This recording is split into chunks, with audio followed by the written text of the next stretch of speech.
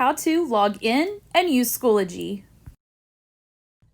Okay guys, so because the school district hasn't published courses yet and no student can see their courses, I can't log in from a student view. So I just logged into my daughter's Clever account. She goes to Hillsborough High School. So you can see up here, it says Hillsborough High, and then over there it has got her name. So these are the apps that are available to MNPS students.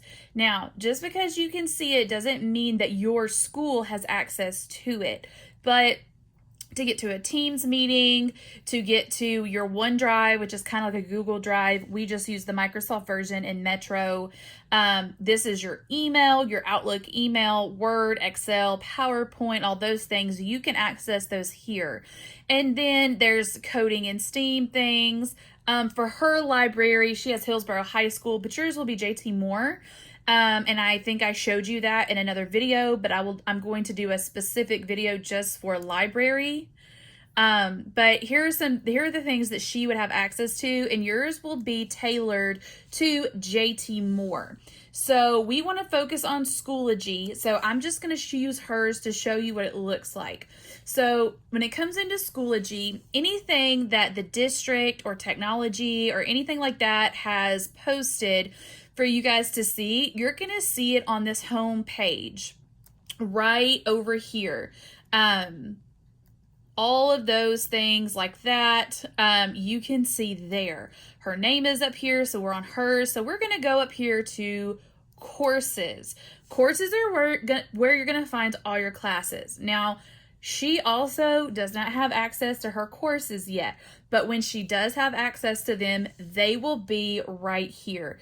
Just like yours, it will have your ELA, it'll have your math, your science, your social studies, and intervention, and advisory, whatever you have for related arts. So all of that stuff will be here. But just to show you what you might see when you get in, I'm going to come back to mine.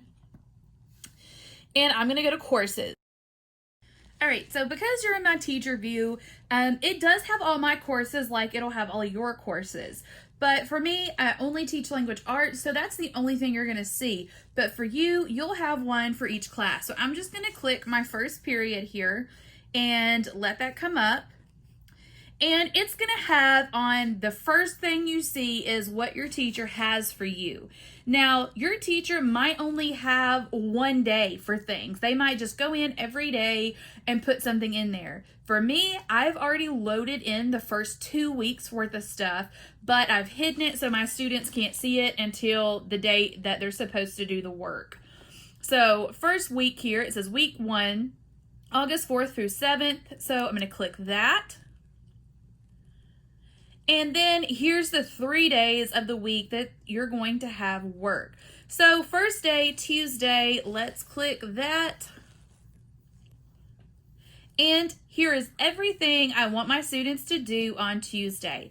The first thing I want them to do is a welcome back poem. If you look at this little icon right here, you see 2 little speech bubbles. That means that my students are going to do a discussion. And in this discussion, that means that they are going to be able to communicate with other people in the class. So whatever they write, the other students are going to be able to see it, not just the teacher. So when you come in here, I have my standards for the day, the instructions for them to follow, an example of what it's supposed to look like. And then down here where it says write a comment, they are going to type in their answer. And you can see here that you can get bold, italic, underline. You can use bullet points. You can change how big you want it to be. You could insert something else. So for example, if at any point you needed to put in like a website or something, you could do that there. Here, if your teacher allowed it, you could record yourself speaking. I wouldn't do that unless your teacher says that you can. Here it says file, and that means that if you, for instance, type something on Word, and you saved it to your computer and you just wanted to insert that file that you saved, you could do that there. And so it has all these options, but you can just see, you can type, and you're going to type in your answer, and you're going to click post. And then it's going to go out on the discussion board, and you will be able to see your comment on the discussion board, and you will be able to see anyone else who has commented. For my students, sometimes during discussion posts, because we aren't in school and we can't have this discussion together as a class, I might put in the instructions up here, please comment on 2 other students' posts. And so you would be able to go to another student's post and hit reply, and then you would be able to reply to someone else.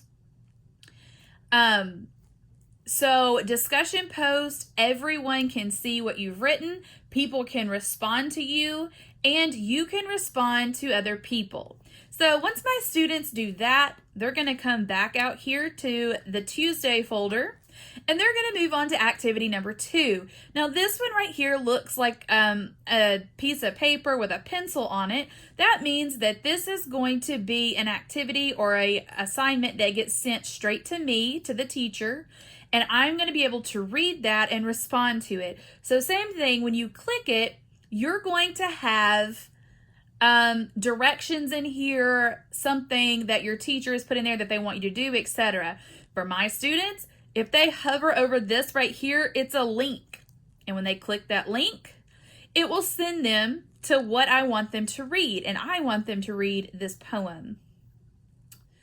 And then when they finish that, there will be a box down here that they can send a reply in, but it's not here because I'm in my teacher view. But there will be a button over here somewhere on the side that says submit its assignment. And that means it's going to come to me and I'm going to be able to see it. I'm going to be able to grade it, and I'm going to be able to send back a comment or some feedback on it if I need to or if I want to. So then we're going to click the Tuesday folder again. We're going to come right back out. And the last thing is another discussion. A lot of teachers are probably going to use this discussion because we aren't in person. So that discussion, remember, is you're going to be able to see everything that everyone's written, and they're going to be able to see yours. So here again are just the discussion question that I want everyone to respond to, and I've asked that they respond to someone else's, so it can actually be a discussion. And I don't really mind if it's a discussion. Typically your teacher's not going to mind if you respond to anyone's. Just remember to keep it respectful, because we don't want to offend anyone because their opinion's a little bit different than ours, or their what they're writing about is different than what we're going through. So just keep it respectful when you're on discussion post. There may be times where you wrote a paper on, say, Word, or you made a PowerPoint and you need to send it to a teacher, and that's when you would go into the activity post and you would be able to upload that file that I was talking about after it got saved to your computer, and then you can always click submit.